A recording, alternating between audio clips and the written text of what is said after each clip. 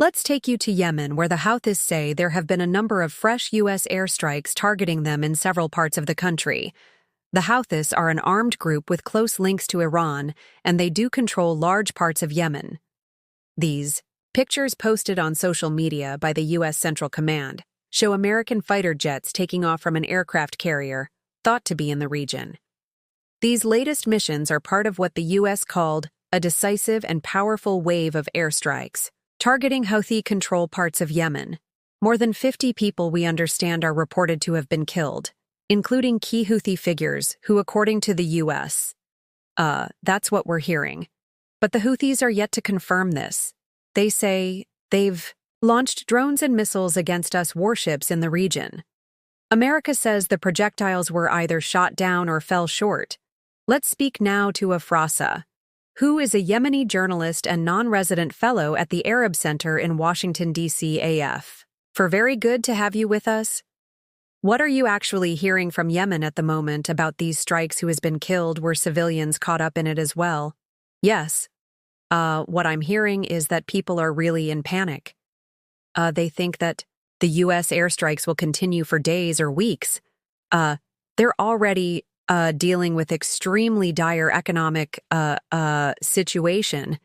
So people really are in panic and very fearful of the near future. But at the same time, the Houthis seem like very reluctant to admit that they're under attack or that they're about to be defeated by the U.S. or they're in like unrealistic confrontation with a superpower like the U.S. It's very like it seems like the Houthi armed group are in denial of the huge scale of the problem. So Afra, that makes it seem as if there's very little chance that the Houthis are going to back down, that this action by the U.S. might work. It's true. I think without having like a comprehensive and holistic approach to the Houthi armed group and their attacks and their the crisis in the Red Sea, I think without having a comprehensive approach, it's really hard to really make any gains against the Houthis. I think what we have seen over the past 10 years, in fact, we're approaching in few days the 10th anniversary of the Saudi coalition intervention in Yemen. We've seen many oversights from the U.S., the UK, the international community, and regional actors as well in dealing with the H problem in Yemen, and what we are in today is a result of all these oversights, whether diplomatically, politically, militarily.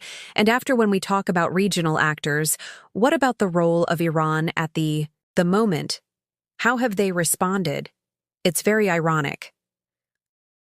There were few statements over the past 2 days from Iranian officials stating that the Yemeni people are independent and they do decide their own decision process by themselves, and we have little to do interference with that. And it seems like the Iran is expecting to be next in those airstrikes from the U.S. and yet and is trying to deach itself from this disastrous situation. And we have to admit that the Iranian support to the Houthis, as proven to other Iranian allies like Bashar al-Assad and Hassan Mellah, has decreased over the past 1 year.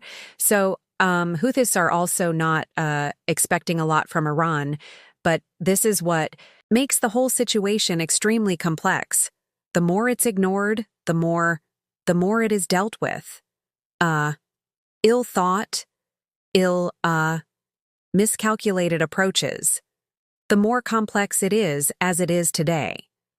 Well, thank you for trying to help explain that to us. It is complicated, but it's been very good to talk to you, Afa. Thank you so much. Thank you.